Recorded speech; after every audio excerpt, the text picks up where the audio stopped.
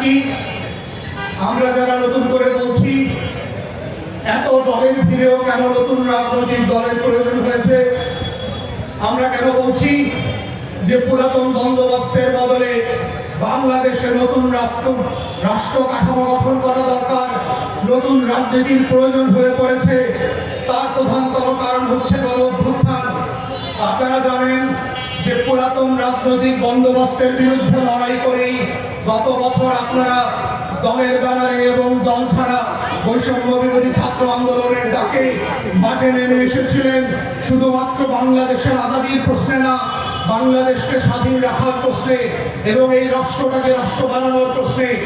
আপনাদের মনে থাকবার কথা, স্বাধীনতার ঘোষণাপত্রে 1971 সালের 17 এপ্রিল আমাদের প্রবাসী সরকার যে ঘোষণাপত্র পাঠ করেছিল, সেখানে আমাদের স্বপ্নের রাষ্ট্রের কথা বলা ছিল যে এই রাষ্ট্রটা পরিচালিত হবে কিসের ভিত্তিতে? সাম্য, মানবিক মর্যাদা এবং সামাজিক সুবিচারের উপরে ভিত্তি করে। কিন্তু প্রশ্ন হচ্ছে, এই রাষ্ট্রের পরতে পরতে যদি আপনি তাকান, আপনার বাসা থেকে বের হওয়ার পরে আপনি যে রাস্তায় হাঁটেন, সেই রাস্তাটা কেন আপনাকে অ্যাক্সিডেন্টের দিকে ফেলে দেয়?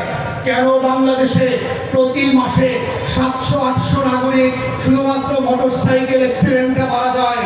কেন বাংলাদেশে প্রতি বছর লক্ষ লক্ষ মানুষ রোড অ্যাক্সিডেন্টে প্রতিবন্ধী হয়ে যাচ্ছে?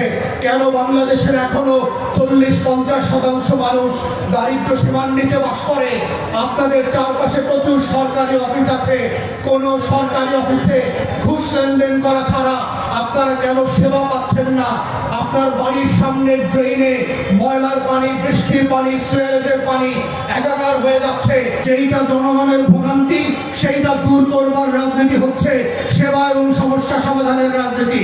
এবং আপনাদের যেটা কষ্ট, আপনাদের যেটা দুঃখ, যেটার জন্য লড়াই করা হচ্ছে দ্বিপার্টির রাজনীতি, আপনার যেখানে ভোগান্তি, সেই ভোগান্তিকে নিয়ে সরকারের সাথে, রাষ্ট্রের সাথে নেগোশিয়েট করা, ঝগড়া করা, তদবির করা, মিছিল মিটিং করা, সেই রাজনীতির নাম হচ্ছে সেবা এবং সমস্যা সমাধানের রাজনীতি। আমাদের রাজনীতির ভিতরে বংশ পরম্পরার কোনো জায়গা থাকবে না। কৃষকের ছেলে হোক, মুচির ছেলে হোক, হিন্দুর ছেলে হোক আর মুসলমানের মেয়ে হোক, যদি যোগ্য হয়, যেই যেখানে চাকরি পাওয়ার উপযুক্ত, তাকে সেখানে যোগ্যতার ভিত্তিতে চাকরি দিতে হবে। এটাই হচ্ছে নতুন বাংলাদেশের রাজনীতি। নতুন বাংলাদেশের রাজনীতিতে কে ছোট লোকের ছেলে আর কেউ বড় লোকের ছেলে, কে রাজবংশের ছেলে আর কেউ ফকিরের ছেলে, কে গুলশান বনানীতে বড় হয়েছে আর কে বস্তিতে বড় হয়েছে, সেটা কোনো গ্রহণযোগ্য মাপকাঠি হবে না।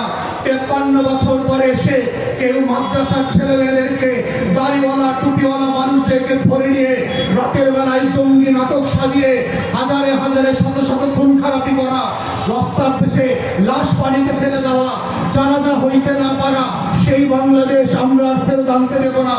এই বাংলাদেশে যে নামে যে রাজনীতি করতে চান করতে পারবেন, গণতন্ত্রের মূল্যবোধ মেনে সবাই সবার সমালোচনা করবেন, প্রতিপক্ষের যুক্তি তর্ক দিয়ে প্রতিপক্ষকে হারাতে হবে, কিন্তু গণতন্ত্রের মূল্যবোধের বাইরে কাউকে স্ল্যাং বলা, অপদস্থ করা, কোনো মিথ্যা ভাষা দিয়ে, অশ্রাব্য ভাষা দিয়ে, নিউ ইয়র্কে যেটা ছাত্রলীগ যুবলীগ নামক বদমাইশরা করেছে, এই ভাষার রাজনীতি বাংলাদেশে আমরা দেখতে চাই না।